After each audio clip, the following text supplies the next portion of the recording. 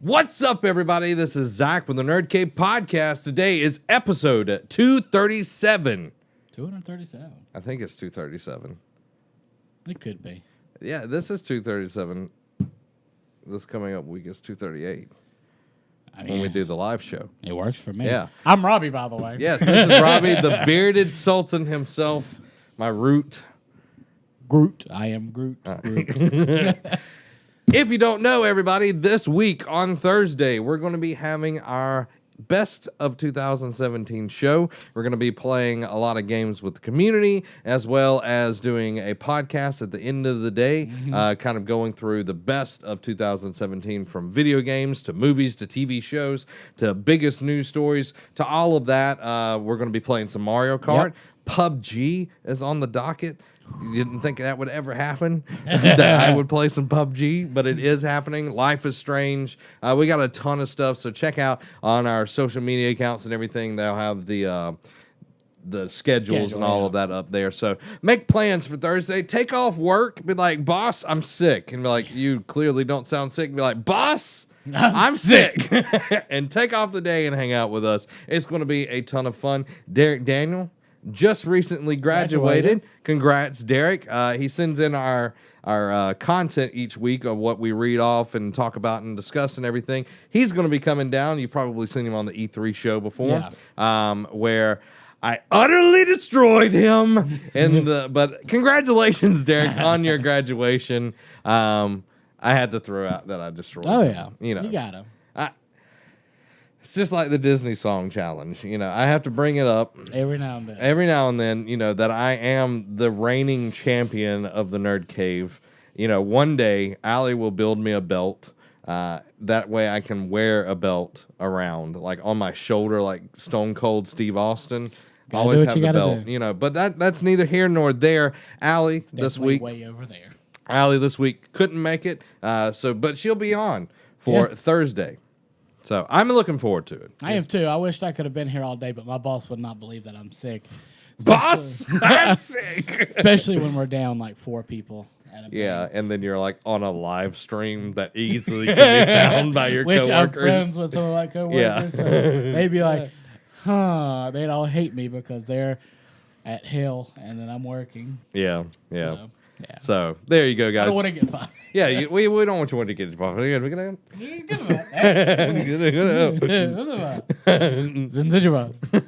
What is the Sib Rev? Follow 'em. Guys, each and every week we come to you with the nerdy news that you need to know. If you want to get it early, you can go over to the patreon.com/nerdcave. Support us there. Toss us a few dollars. Mate Robbie while he ties his shoes. Or if you can't, you got to have those safety ties on your shoes. That's why I need Velcro. It's easy that way. The orthopedic supports as well. Heck yeah. If you can't support us over there, we understand totally. You can get it for free, day by day, segment by segment, until we put the whole thing up on podcast services around the globe and YouTube. So there you go, guys. That's the podcast right there. We'll see you on Thursday. We're kidding. We're going to actually talk about the news. Actually, we're not kidding. Nintendo Switch has topped the 10 million units sold. For how many months they've been out? Mm-hmm. That's impressive. Since September, they're up 2.5 million units. Since September. Oh! They're coming for you. Like, we thought that this was going to be the one that could potentially either Bomb? kill Nintendo or Rise like the phoenix from the ashes. Mm-hmm. And that's what they've done. They have risen. September 30th, we saw Switch sales at 7.63 million, meaning that Nintendo has sold nearly 2.5 million units of its hybrid console since then. Nintendo put out a little image, which I think is cute. That's a lot of wahoos, highas, splats, and blue shells, but most importantly, Blue shells. smiles. I hate the blue shell. So Nintendo previously has announced that it expects the Switch to sell 14 million units by the end of March 2018, and I think they are well on the way. I absolutely love my Switch. I know Christmas time, everybody's getting them. This is the console to get right now. It Like, I is. know PlayStation, like, they sell really well. The Xbox One X has been selling really well. But this is a console for the whole family. Yeah. And not just the hardcore gamer. And I think that's why it's doing so well. And there's games. Like, there is game after game. Each month, there is some kind of big title on the system. And, like, me being a PlayStation guy, PlayStation isn't having that right now. They're kind of having third parties again, kind of carrying the torch. 2018 should be a big year for them. Yeah. But Xbox is the same way. But Nintendo, man, they're killing it. And they're getting more and more things that are coming to Mm-hmm. the Switch. And I think what a lot of people are enjoying, and I know what Trevor enjoys and you enjoy, is the portability of Yes. the game. Mm-hmm. Yeah, the battery might not last you, 10 to 15 hours, Mm-hmm. but I mean, it lasts long enough for if you're riding with somebody, or like Trevor on the way back home from Damascus, Alabama on Thanksgiving was sitting there in the back seat playing Zelda. Yeah. He made my little sister hold the game while he played it like this, just to be Trevor.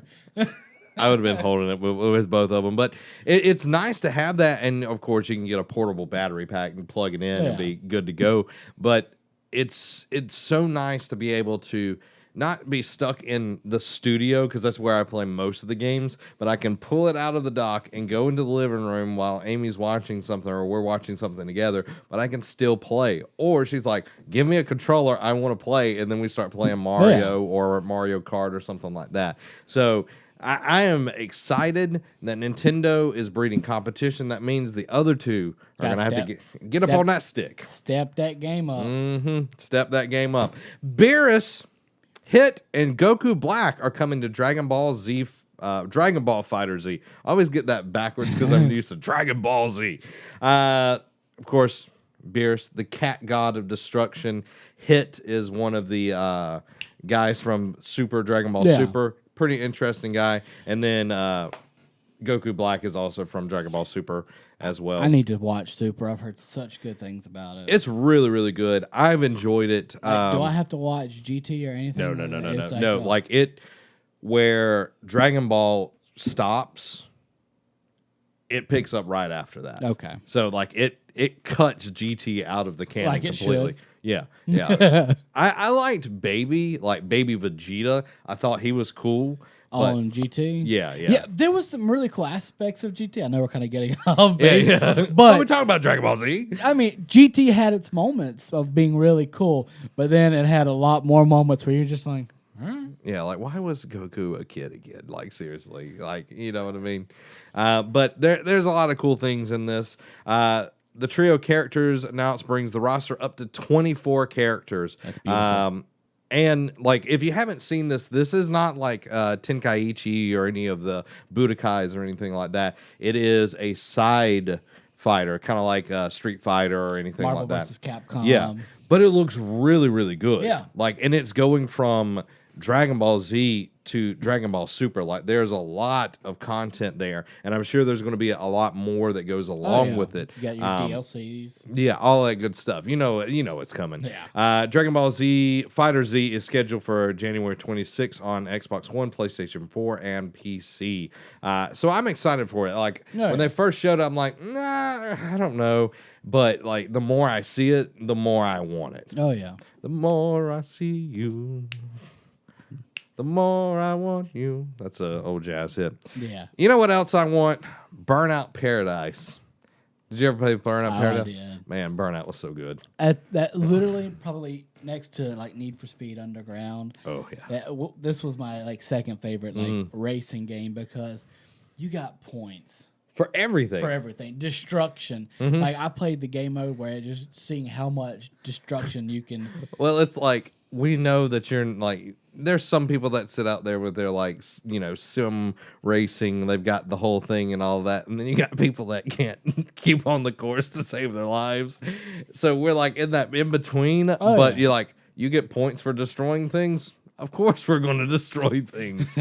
Burnout Paradise is supposedly coming to the PS4 and Xbox One in 2018. Criterion Games and Electronic Arts could be preparing a Burnout Paradise PS4 remaster for 2018 along with Xbox One. According to a Brazilian website, Game Press, a supplier in the country sent out a listing which shows Burnout Paradise for the release of March 1st, 2018. Now, this isn't confirmed, but one thing that I like that sticks out about Burnout Paradise is long after its release, it was still getting DLC. Like, it was continually getting DLC for years. And if they do a remaster with all that DLC, my God, that's going to be a big game.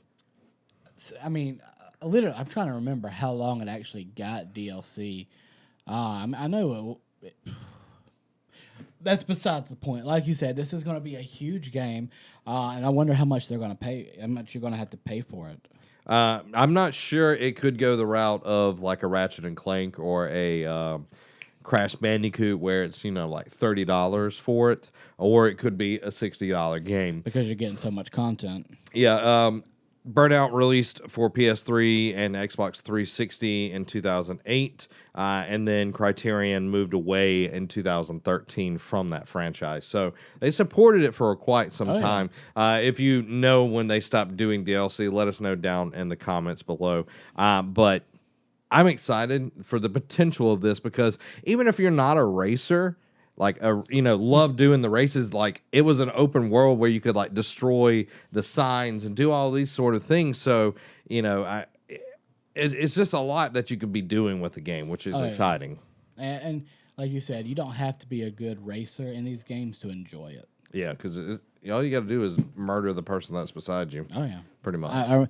And my favorite part was like after your car, you're just scraping across there, you could press like B or A and it would give you that one last explosion. Yeah. And you get more points for that last explosion. What if I told you, Robbie, that there was a... I was going to say the truth is out there. The truth is out there from an analyst that let slip some things. Ooh. What if I told you that Overwatch 2 was soon at hand? And that there might be a new Diablo? Both of them intrigue me greatly. There was an article that was put out from CNBC, which is Canadian, by the way. But we'll get to the little quote here. This is from the analyst. We believe that the recent sell-off in video game stocks has largely been due to technical factors relating to positioning around tax reform and does not reflect any changes in fundamentals of groups. We therefore see attractive entry points across our coverage, particularly for ATVI. Analyst Christopher Murren wrote in a note to clients on Tuesday, we are raising our 2019 and 2020 estimates on account of our robust multi-year pipeline games such as Diablo, Overwatch 2, and Blizzard's mobile title, which we don't think street estimates are fully taking into account. Oops. Yep. Spaghetti-o. I'm sure Activision and Blizzard are very angry right now that this guy has like stabbed the cash cow in the eye. What I am... when he said that, like the episode of SpongeBob where he's retained all the information, he's trying to remember the name, like filing cabinets are on fire. That's what I feel like Activision Studios was. Like everybody's running around like,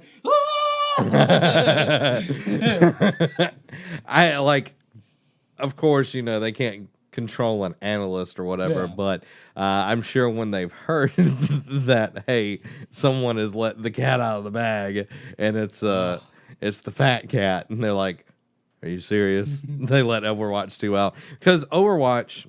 Siri, don't talk. Overwatch is a huge thing for Activision Blizzard. There's still money being poured into it by people wanting the new skins and everything like that. Yeah. Well, people hear there's a new game, they're going to be like, there's a new game, Mom, I'm going to put money into it. You saw it with Destiny 1. Once, Destiny 2 started getting closer and closer, people just stopped really, pouring the money into the silver and everything. And of course you can get all of that stuff for free and all that, whatever. But at least with Overwatch, and I haven't played Diablo 3 in a very long time, but I know it's still going and everything. I enjoyed what I did play of it. But Overwatch it's got such a big support because they keep putting content out. They keep putting they put new game modes recently. They have the seasonal content that gets everybody excited. They've got costumes all the time going in and out, and just different game modes that are constantly going. That's what it needs to keep people in it, because if that dried up and then they just completely focus on Overwatch 2, they would lose a lot. And I think that's the big issue with Destiny, that once they started like focusing on 2 hardcore, 1 just dried up like a shriveled old grape. Yeah. And nobody likes raisins. I kind of like raisins, but I didn't like Destiny 1. But if you chose between a grape, a nice plump grape, and a raisin, I want to go with the plump grape, but Yeah, don't knock raisins. They're still good. they're mediocre at best. But I'm curious to see if it's 2019 or 2020, which one fits in that. Yeah. I could see Diablo being at 2019 and then Overwatch 2020. Yeah, 2020. Because if they just keep, putting that content into Overwatch, it will live for a lot longer. It could live all the way up till Overwatch 2. I was fighting a yawn. I know, man. I could tell it. I could tell it. Like, if they keep feeding it, it will last till the new launch of Overwatch 2 or whatever they're going to call it. But, I mean, people are still going to pour money into it because Overwatch is a super fun game. It's addicting. And if you've got good friends, you got a good community.